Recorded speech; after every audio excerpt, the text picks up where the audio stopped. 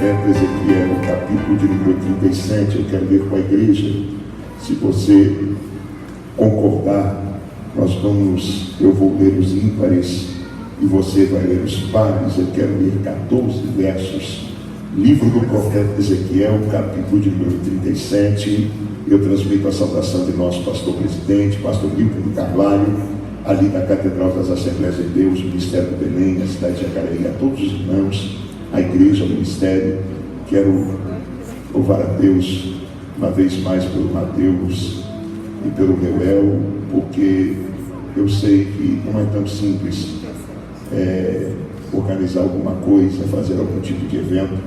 Nós começamos ali na cidade de Ubatuba, um evento que na época não tinha tanta expressão. Hoje é um dos maiores congressos do estado e vai começar agora no mês de outubro, no primeiro final de semana. Todos são convidados, Congresso de Missões. Estaremos ministrando ali também Gilmar Santos, também Gilvan Rodrigues, tantos pregadores, e você é nosso convidado a descer até o litoral do estado e conhecer Ubatuba. Livro do profeta Ezequiel, o capítulo de número 37. Eu quero ler a partir do verso de número 1. Quem encontrou, diga glória a Jesus. Isso, se alguém não achou, diga misericórdia. A de Deus dura para sempre. A nossa é limitada, não tem jeito, mas nós suportamos uns aos outros, não é assim, pastor? Livro do profeta Ezequiel, capítulo de número 37, verso de número 1, diz assim: veio sobre mim, e sobre mim a mão do Senhor. E o Senhor me levou em espírito, e me pôs em meio a um vale que estava cheio de ossos. A igreja.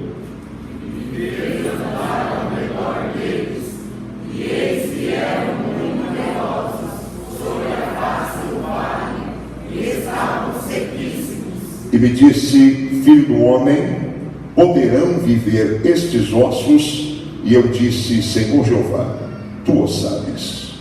Então me disse: profetiza sobre estes ossos, e diz-lhes: ossos secos, ouvi a palavra do Senhor. Assim diz o Senhor Jeová a estes ossos: eis que farei entrar em vós o Espírito e vivereis.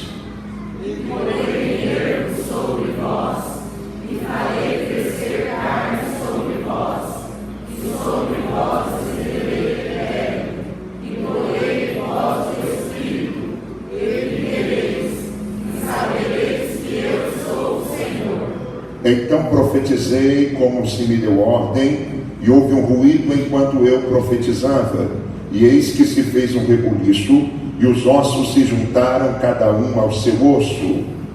E olhei, e eis que vieram nervos sobre eles, e desceu a carne, e estendeu-se a pele sobre eles por cima, mas não havia neles espírito. E ele me disse: profetiza ao Espírito, profetiza ao Filho do Homem, e diz ao Espírito: assim diz o Senhor Jeová: vem dos quatro ventos, ó Espírito, e assopra sobre estes mortos, para que vivam.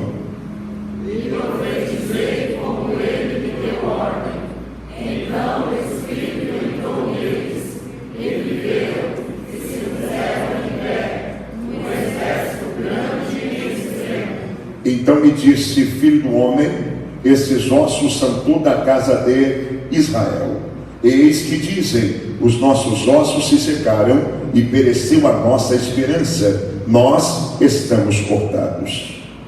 Portanto, profetiza e diz-lhes: assim diz o Senhor Jeová: eis que eu abrirei as vossas sepulturas, e vos farei sair das vossas sepulturas, ó povo meu, e vos trarei a terra de Israel. E sabereis que eu sou o Senhor, quando abrir as vossas sepulturas, e vos fizer sair das vossas sepulturas, ó povo meu. E porei em vós o meu espírito, e vivereis, e vos porei na vossa terra, e sabereis que eu, o Senhor, Disse isso, eu o fiz, diz o Senhor. Eu quero falar nessa noite acerca do profeta e o tempo. Pode assentar-se. bendizendo e bendizendo ao santo e bendito nome do Senhor. Amados e queridos irmãos em Cristo Jesus, um dos grandes desafios dos homens, um dos grandes desafios da humanidade, sem dúvida nenhuma, foi compreender, foi entender a dimensão do tempo, do Deus do tempo, para que o tempo, o porquê do tempo e em que tempo estamos vivendo. Um dos grandes desafios da humanidade foi sempre ter a ideia, a dimensão de que tempo estamos vivendo, para que estamos vivendo e como devemos estar vivendo.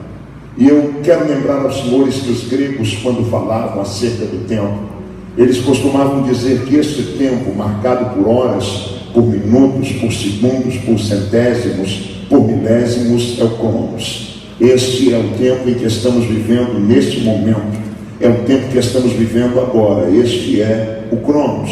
Mas quando os gregos olhavam para trás, os gregos não lembravam do Cronos, os gregos lembravam do Kairos. O Kairos nada mais é do que o tempo marcado por sinais, por evidências, por manifestações. Quando nós olhamos para trás, nós lembramos dos dias em que Deus fez, em que Deus agiu, em que Deus falou, em que Deus se revelou, em que Deus tratou, em que Deus trabalhou. Quando nós olhamos para trás, nós lembramos do tempo chamado Kairos. Mas os gregos também olhavam para o tempo eterno, e eles denominavam este tempo como Aion, o tempo eterno. E vale dizer que o tempo eterno, ele está na mão e no controle de Deus. Afinal de contas, o salmista disse: Senhor, tu tens sido o nosso refúgio de geração em geração. Antes que os montes nascessem e se formassem a terra e o mundo, de eternidade a eternidade tu é Deus, tu és Senhor. Vale dizer que o sábio Salomão disse que há tempo determinado para todo propósito, há tempo de nascer, há tempo de morrer, há tempo de plantar e também há tempo de colher. Eu me lembro que certa oportunidade o profeta Jeremias, ele não entendera o tempo do propósito de Deus na sua vida. Deus falando diretamente ao profeta, dizendo que ele seria a boca de Deus, que ele seria um profeta para a nação de Israel, e ele começava dando uma desculpa, dizendo que era uma criança, que não tinha condições, mas de repente ele se depara com uma visão de uma vara de amendoeira que estava florescendo, e Deus estava dizendo que num curto espaço de tempo seu nome seria conhecido em todo Israel como boca de Deus, como profeta de Deus para aquela nação. Eu me lembro que este mesmo profeta, ele não entendeu o tempo em que Israel estava vivendo, o tempo em que Israel estava passando. Afinal de contas, havia passado por 3 invasões terríveis. Israel tinha sido destruído, o templo havia sido saqueado, as virgens haviam sido abusadas em praça pública. Israel questiona com Deus e pergunta: que tempo é esse, Deus? E Deus resolve falar ao profeta dizendo: desce à casa do oleiro, e lá eu te farei ouvir e ouvir as minhas palavras. E desci à casa do oleiro, e eis que ele estava fazendo a sua obra, e a sua obra sobre as rodas. A primeira lição que eu quero compartilhar convosco nesta noite é que o oleiro está trabalhando, independente do teu momento, independente da tua condição, independente do que você está vivendo, independente do que você está passando. Você pode estar na bonança ou você pode estar na ruína. Deus está trabalhando, Deus está trabalhando, Deus está trabalhando. O oleiro nunca deixou de trabalhar. Escuta isso. A segunda lição é que o oleiro estava fazendo a sua obra sobre as rodas. As rodas giravam e o oleiro tudo controlava. As rodas giravam e o oleiro tudo regia. As rodas simbolizam um mundo que roda em pelo menos 2 movimentos: rotação e translação. O mundo roda, mas o oleiro trabalha. O mundo gira, mas o oleiro governa. O mundo roda, mas o oleiro tem o controle de tudo na palma da sua mão. Nesse mundo caótico, em que tanta coisa impera, em que tanta falta de amor, em que tanta desorganização, tanto caos, tanto estresse, tantos problemas, acredite, o oleiro está no controle de tudo. O oleiro está regendo tudo. O oleiro está governando tudo. O mundo está rodando, mas Deus está trabalhando. O mundo está girando, mas Deus está no controle. Mas de repente, o profeta olha e a obra que estava nas mãos do oleiro era um vaso. Se quebrou. E Deus diz: tornarei fazer conforme parecer bem aos meus olhos. Terceira lição: Israel está quebrado, mas está nas minhas mãos. Israel está moído, mas está nas minhas mãos. Israel parece perdido, mas está nas minhas mãos. Se você não entendeu, o projeto é meu, eu faço como eu quero, da maneira que eu quero. Israel está quebrado, mas não vou botar no lixo, vou fazer conforme parecer bem aos meus olhos. Deixa eu te dizer, tem alguém que não despreza a tua condição, o teu estado, o teu momento, a tua vida. Tem alguém que não despreza, mesmo você na lama, mesmo você caído, mesmo você quebrado, mesmo você picado. Deus tem um projeto com você. Deus tem um projeto com a tua vida.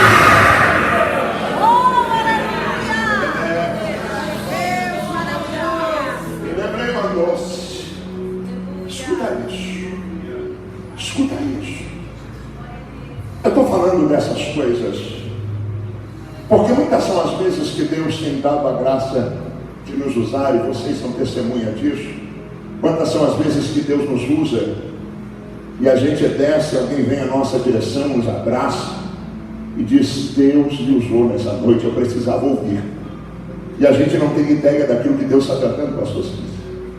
Quantas são as vezes que a gente desce e alguém nos abraça e diz: eu precisava ouvir isso. E você não tem dimensão daquilo que você falou, daquilo que você profetizou, daquilo que você ministrou. E eu estou falando isso porque o profeta Ezequiel, no capítulo 37, ele não tem ideia, ele não tem noção.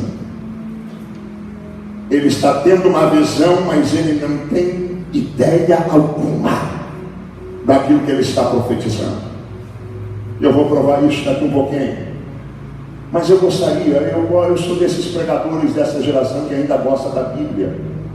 E eu gostaria que você pegasse a tua Bíblia.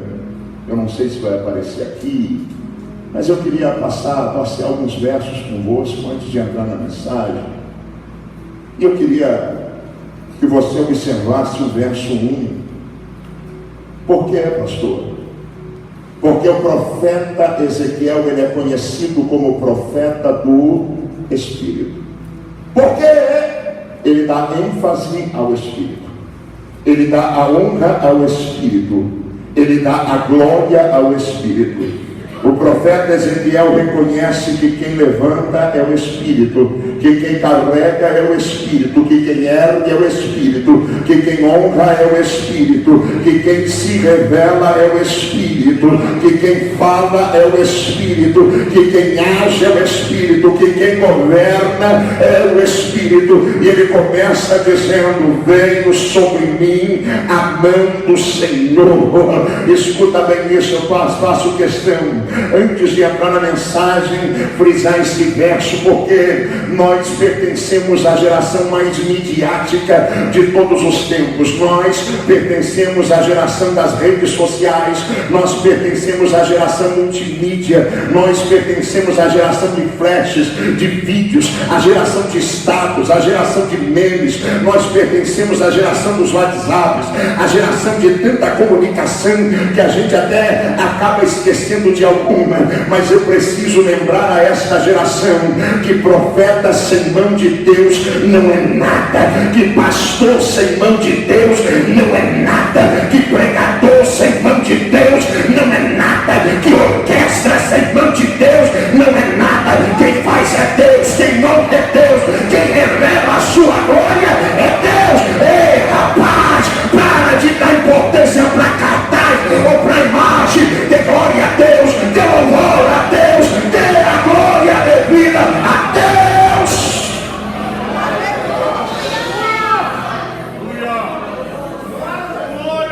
É muita fama e pouca glória. É muito flash e pouca glória. É muita e é muita mídia e pouca glória, meu filho. Quem levanta não é gravadora, quem levanta não é convenção, quem levanta não é oportunidade, é Deus, é Deus, é Deus. Veio sobre mim a mão do Senhor, aleluia, e me levou em espírito. Escute, ele não foi de carne, ele foi em espírito, e me pôs em meio a um vale que estava cheio de ossos. A visão é essa: Deus levou o profeta em espírito a um vale que estava cheio de ossos. Verso 2, observa: e me fez andar ao redor deles. Eita! Deus tinha o interesse que o profeta conhecesse o vale geograficamente. Então Deus fez o profeta andar ao redor deles. Porque ao redor e não no meio, pregador, porque o vale estava cheio de ossos. Quando ele está andando, ele constata duas coisas. Primeiro, eis que eram muito numerosos sobre a face do vale. Não era pouco osso, eram muitos ossos. Segunda constatação, estava sequíssimo.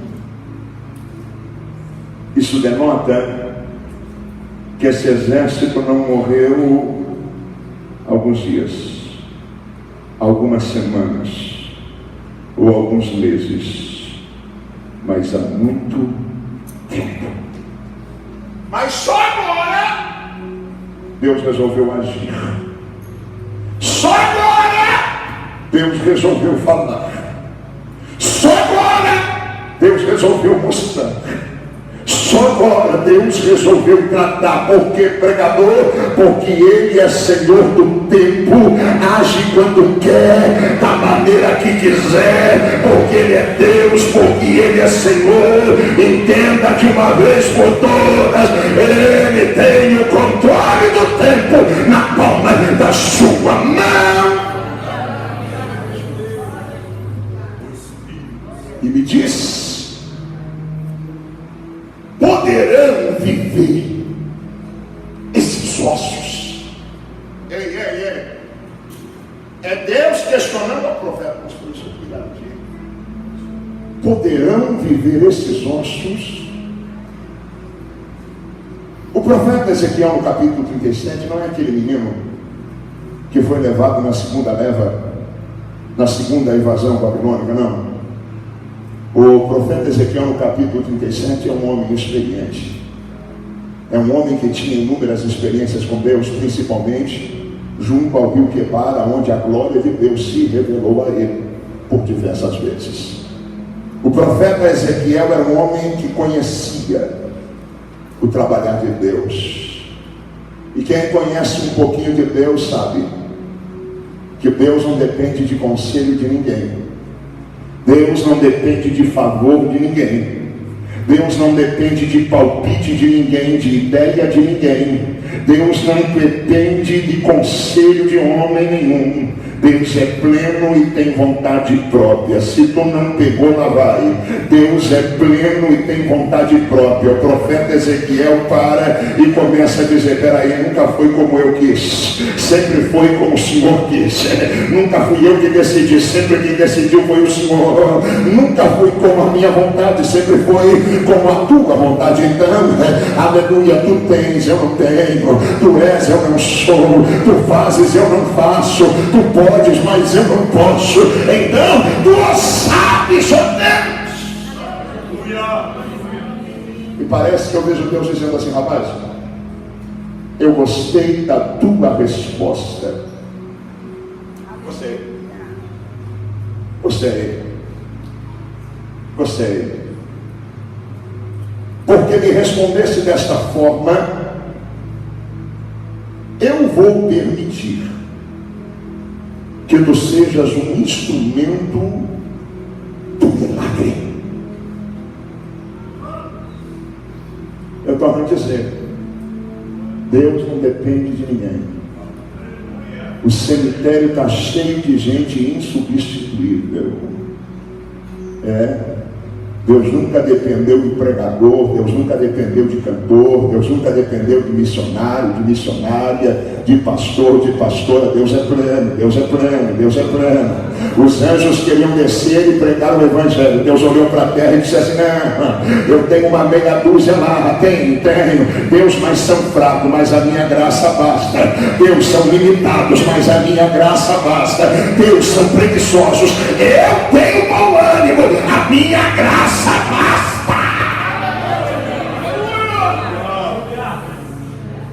Gostei da tua resposta, eu vou permitir que tu sejas responsável. Você sejas um instrumento para o milagre.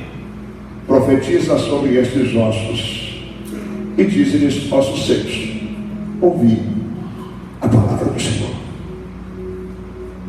Verso 5: assim diz o Senhor Jeová a estes ossos: eis que farei entrar em vós o Espírito e vivereis. E porei nervos sobre vós, e farei crescer carne sobre vós, e estenderei pele sobre vós, e colocarei em vós o Espírito e vivereis, e sabereis que eu sou o... Verso 7: então profetizei como ele me deu. Por que, pregador? Porque profeta não inventa, profeta não cria, profeta não fica imaginando coisa, profeta não fica falando o que dá na teia, profeta não fica criando historinha, profeta que é profeta não fica pesquisando no Facebook de ninguém para querer dar uma de bonzão no culto. Profeta que é profeta não fica decorando o CPF de ninguém para depois dizer que é homem de Deus na terra. Profeta que é profeta não fica anotando placa de carro para trazer revelamento e arrancar dinheiro depois. Profeta que é profeta fala o que Deus manda. Profeta que é profeta fala o que Deus quer. Profeta que é profeta é limitado a Deus, obedece a Deus. Profeta que é profeta tem a humildade. Se Deus falou, ele fala. Se Deus mostrou, ele fala. Mas se Deus não fez, ele se cala.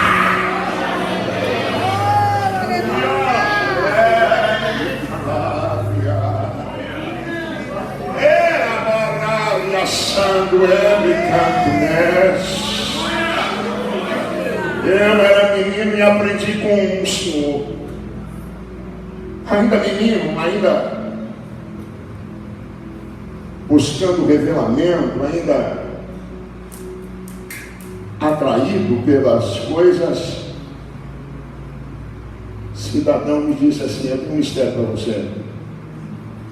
Eu subo todo dia no monte, e todo dia que eu subo no monte, Deus fala comigo.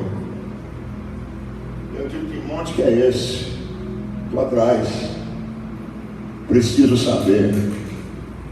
E ele me disse: um monte de folha chamado Bíblia. quando você sobe nele, quando você vai nele, tem resposta de Deus para a tua vida. Profeta que é profeta é limitado a Deus. Profeta que é profeta, ele se limita à palavra de Deus. Creio nas manifestações, meu amigo. Eu creio em profecia. Eu creio que Deus fala, eu creio. Mas creio também que Deus não brinca. Deus não engana ninguém. Deus quando fala, fala. Deus quando mostra, mostra. Acabou.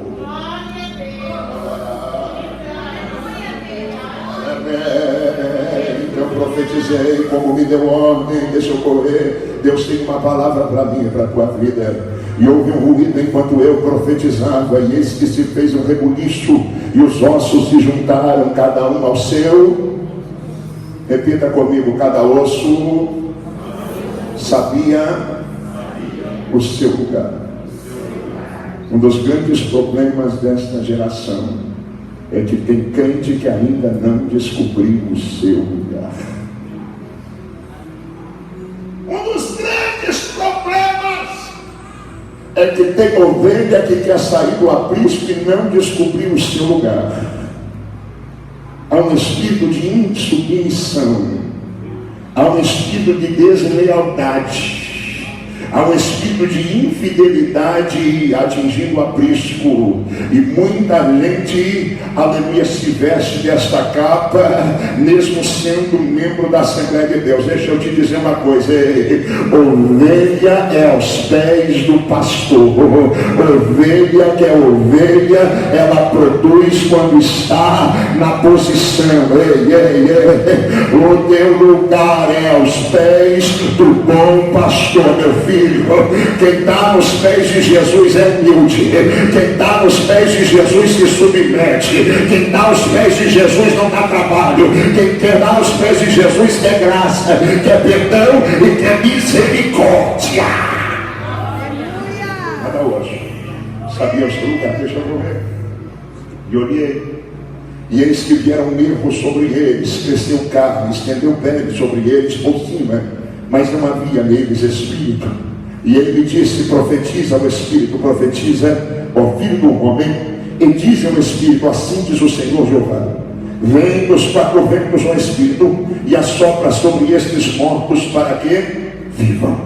E profetizei como ele me deu ordem. Então o Espírito entrou neles, e viveram, e se puseram em pé, um exército grande ao extremo. Verso 11. Então me disse: filho do homem, esses ossos são toda a casa de...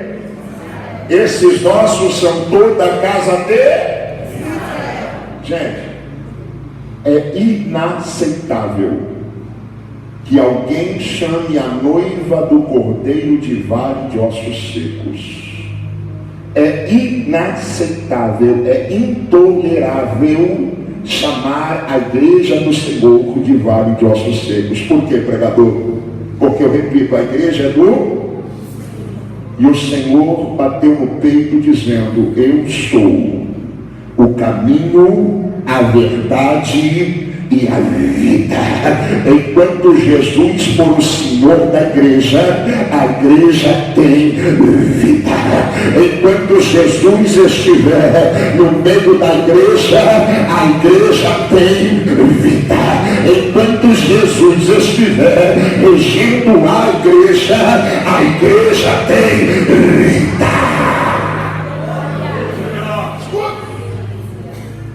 Esses ossos são toda a casa de... Eles que dizem, olha o que eles diziam: os nossos ossos se secaram, pereceu a nossa esperança, nós estamos cortados. Porquanto profetiza e diz-lhes: assim diz o Senhor Jeová, eis que eu abrirei as vossas sepulturas e vos farei sair das vossas sepulturas, ó povo meu, e vos trarei a terra e sabereis que eu sou o Senhor, quando abrir as vossas sepulturas e vos fizer sair das vossas sepulturas, ó povo meu, e porei em vós o meu espírito e vivereis, e poreis na vossa terra, e sabereis que eu sou o Senhor, que disse isso, eu fiz, diz o Senhor. Redobra a tua atenção para mim. Eu prometo que 20 minutos eu te boto de pé, mas eu vou começar a pregar aqui. Escuta, esse texto tem 2.000 ou cerca de 2.600 anos. Quantos anos? E se cumpriu a exatos 71 anos atrás. Como é que é, pastor? É isso mesmo. Esse texto tem cerca de 2.600 anos e se cumpriu há exatos 71 anos atrás. Você sabe essa história? Numa sessão extraordinária da ONU, em que se decidia acerca do Estado independente de Israel. Foi o voto e o voto de desempate de um brasileiro, o voto Minerva, de um brasileiro chamado Oswaldo Aranha, político esse que morreu no ano de 63, e ele votou a favor do Estado independente de Israel.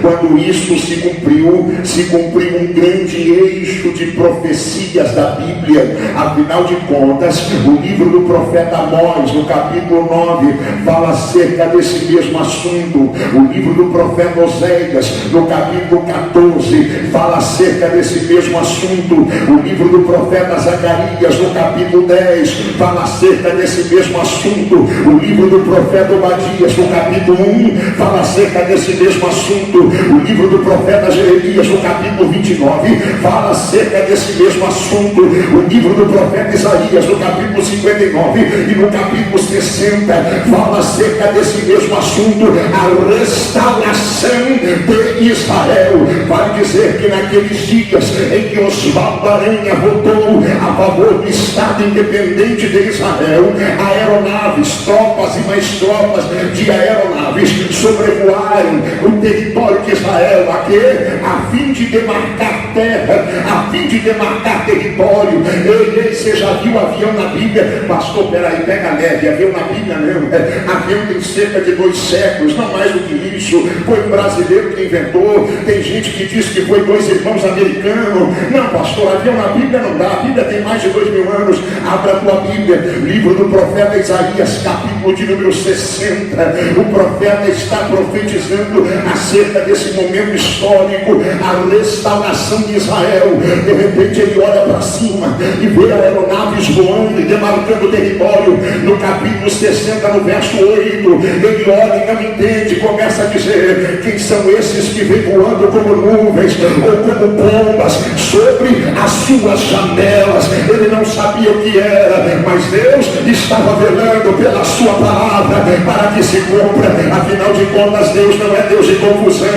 Quem não se lembra, muito antes de Galilei afirmar que a terra é redonda, o mesmo profeta Isaías disse: Deus se assenta sobre o globo da terra. Escuta aí. Eu poderia falar aqui, eu estou correndo, mas eu vou só dar uma pinceladinha. Esta geração está diante de 3 grandes milagres. 3 que provam que Deus é Deus, mesmo deixando a Bíblia de lado. Como é que é? Se fôssemos deixar a Bíblia de lado, nós provaríamos que Deus é Deus, porque esta geração está diante de 3 grandes milagres. O primeiro milagre chama-se Israel. Não tem jeito. Você pode gostar ou não gostar, mas a existência de Israel no século 21 é um milagre. Nunca ninguém gostou de Israel. Por quê, pastor?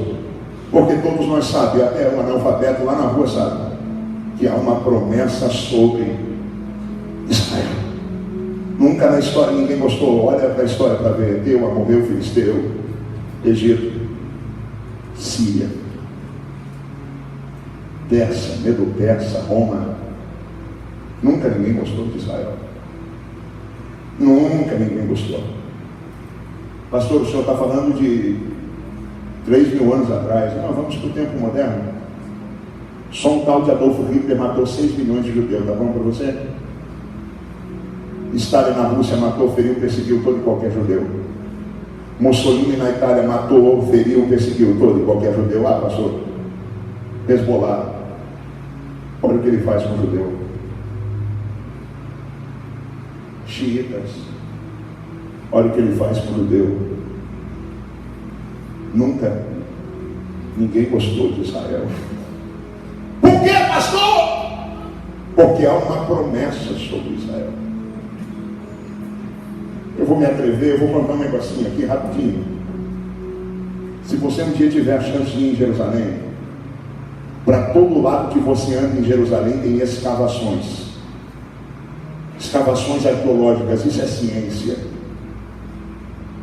A Jerusalém que foi conquistada das mãos dos jebuseus, segundo a ciência, está 7 metros abaixo da atual Jerusalém. Você sabe o que é isso? É 7 metros. 7 metros é um prédio de 2 andares e um pouquinho. Escuta! 7 metros abaixo. Resquícios de praças, de casas e tantas outras coisas. Por que isso, pastor? Por que tem uma montanha de 7 metros acima dessa Jerusalém? Porque, eu repito, o mundo nunca gostou de Jerusalém. O mundo nunca gostou de Israel. O diabo sabe da promessa que existe. E todas as vezes que Israel se levantava na história, ou que Jerusalém se levantava na história, o diabo destruía. Todas as vezes que edificavam Jerusalém, o inferno destruía. Um detalhe: se o dom do diabo é matar, roubar e destruir, Deus é de levantar. O inferno dizia: eu derrubo, e Deus dizia: eu levanto. Eu derrubo, e Deus dizia: eu levanto. Eu derrubo, mas Deus dizia: eu levanto.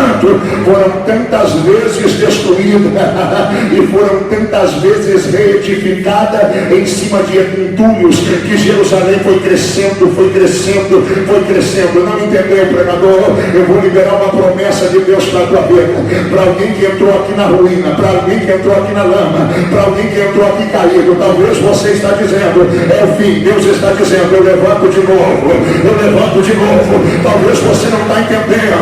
Ei, meu filho, ei, as guerras foram muitas, as destruições foram muitas, mas a tua visão está sendo ampliada.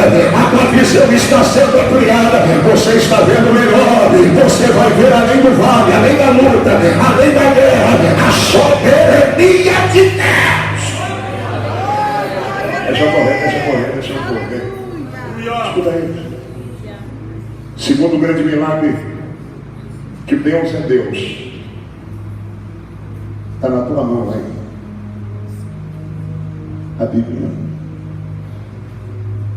Meu amigo, se o diabo não gosta de judeu, se o diabo não gosta de crente, imagina do livro que o condena.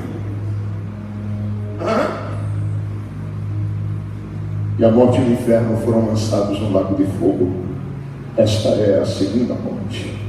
E todo aquele que não tinha seu nome escrito no livro da vida também foi lançado no lago de fogo. Se o diabo não gosta de judeu, se o diabo não gosta de crente, imagina da Bíblia que a condena. Estou falando isso porque se um dia tu tiver a oportunidade de ir no Museu da Bíblia no Vaticano, você vai entender o que eu estou dizendo. Esses 27 livros do Novo Testamento foi o que Deus preservou. Foi o que Deus guardou. Marcas de sangue, marcas de fogo, marcas de guerra. Mas Deus preservou. Deus preservou, Deus preservou, Deus preservou. Você ter acesso à Bíblia hoje é milagre, é milagre, é milagre, é milagre, é Deus que preservou. Eu preciso correr. Terceiro grande milagre, eu estou no meio dela. O terceiro grande milagre para esta geração chama-se noiva, chama-se igreja. Meu amigo, se tem uma coisa que não era para dar certo, é a tal de igreja. Já parou para pensar? Se tem um negócio que não era para dar certo, é a tal de igreja. Por quê, pastor? Os profetas disseram, o menino vai nascer. Mas foi o menino nascer e alguém puxou a espada e diz, aonde está? Se tem uma coisa que não era para dar certo, era a igreja. Eu estou resumindo, mas ele pregava amor, fizeram uma cruz para ele. Ele pregava perdão, fizeram uma cruz para ele. Ele pregava a lei, e ele dizia que era a própria lei, veio para viver a lei, mas fizeram uma cruz e trouxeram a maior maldição da lei, a morte de cruz, para ele. Escuta. Prometeu que ressuscitaria e ressuscitou. Prometeu que o Espírito desceria e o Espírito desceu. A igreja foi cheia do Espírito Santo. Mas sabe o que eu fico pensando, pastores? Eu queria ver um camarada desses que só prega a porta aberta, só prega a prosperidade material, só prega a bênção financeira, pregar no primeiro século da igreja. Eu queria ver. Eu queria ver. Por que, pregador? Porque nos últimos anos da igreja, a igreja se acovardou. E nós perdemos a coragem de falar sobre vida eterna. Quer ver um exemplo? Como você evangeliza alguém? Eu vou te responder. Vem para a igreja que Jesus vai te abençoar.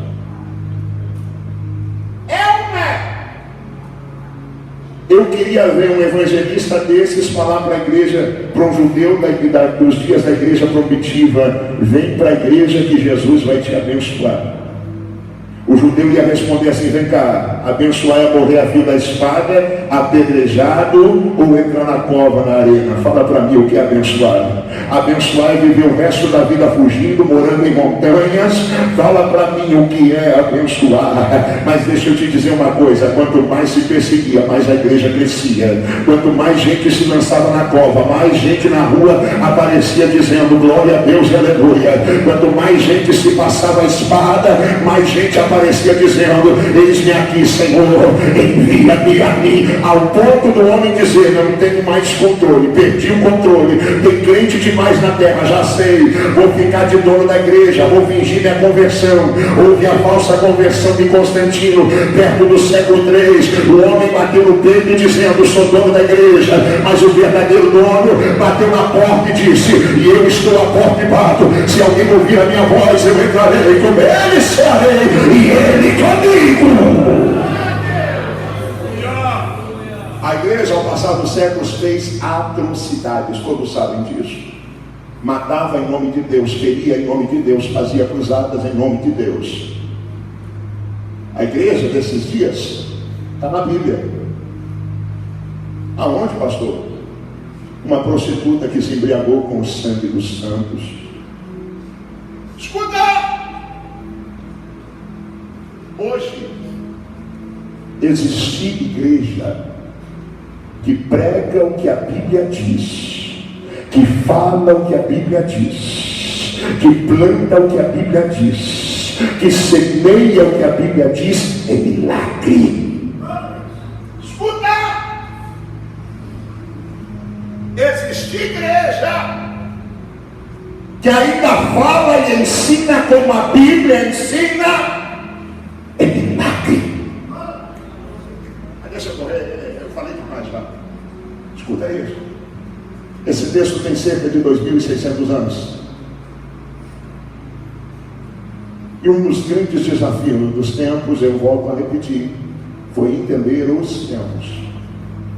Um dos grandes desafios do homem sempre foi entender o tempo.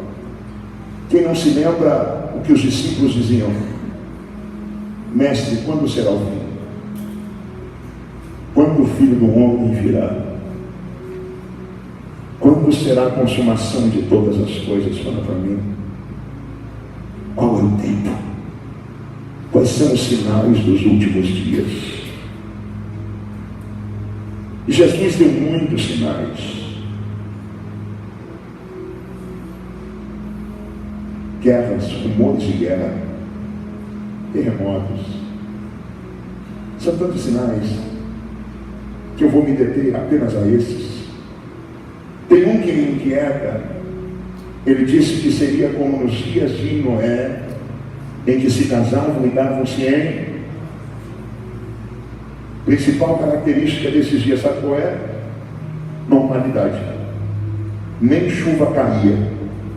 Todo dia parecia ser igual ao outro. Todo dia parecia ser igual ao outro. Porque o Senhor está falando isso, sabe que a igreja brasileira está passando por um período chamado normalidade. Gente, tem pastora acusada de assassinato. E para muita gente isso é normal. Adultério, normal. Fornicação, normal. Mentira, crente ser mentiroso, normal. Normalidade! A igreja brasileira está passando por um período de normalidade.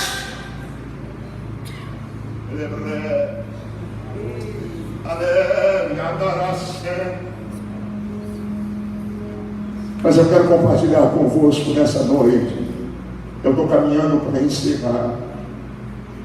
Um sinal que Mateus registrou no sermão profético. Ele disse: olhai para a figueira, suas folhas e os seus ramos. Talvez você não entendeu, mas há 70 anos atrás, ou há 71 anos atrás, Israel não aparecia em nenhum mapa. Há 71 anos atrás, Israel não aparecia no globo. Há 71 anos atrás, não havia território que dissesse: aqui é Israel. Hoje é a 11ª potência do mundo. O que é isso? É Deus que está soprando sobre Israel. Pastor, mas é uma terra fértil, não é? Ei, é uma terra seca. Ei, tem mais calcário do que terra. Mas deixa eu te dizer, o que se planta, Deus abençoa e colhe. Deixa eu te dizer, Deus tem iluminado a mente daqueles homens. Por quê? Porque é cumprimento da promessa. Que o Senhor quer dizer com isso? Escuta, isso é só mais uma evidência que só falta um acontecimento para o maior eixo de profecias acontecerem, se cumprirem na história. O que é? É o anjo tocar a trombeta e Cristo descer as nuvens para buscar a sua noiva, a sua igreja. Os mortos ressuscitarão primeiro e depois nós os vivos seremos transformados e em corpo glorificado nós subiremos e subiremos ao encontro do Senhor. Vamos ouvir uma voz que vai dizer: pois que vier no pouco, sobre o muito e sobre o muito eu te colocarei. Entra no gozo e no gozo do teu chegar. Então subiremos e subiremos até o terceiro céu. Quando chegarmos ao terceiro céu, o Pai mais uma vez reconhecerá o sacrifício de seu filho amado e dirá: abriam portais eternos, porque entrará o Rei da Glória. Como no casamento judaico, a cena vai ser questionada e os anjos bradarão e dirão: quem é esse? E quem é esse? O Rei da Glória. Mas a igreja no socorro, a igreja numa só voz, erguerá suas mãos santas, declarando e dizendo: o Senhor dos exércitos, o Deus forte, o Deus poderoso e poderoso na guerra, Ele é o Rei da Glória. Então, filho, abrirá sua boca uma vez mais e dirá: vinde benditos de meu Pai, para o reino que eu vos preparei. E a Bíblia me afirma que nós receberemos vestes brancas, uma coroa de glória sobre a cabeça, nos assentaremos à destra de Deus, regeremos as nações com vara e com vara de ferro, seremos coluna do templo do Senhor, não receberemos o dano na segunda morte. A Bíblia diz que eu receberei uma pedra branca e o nome que dela eu ainda não sei.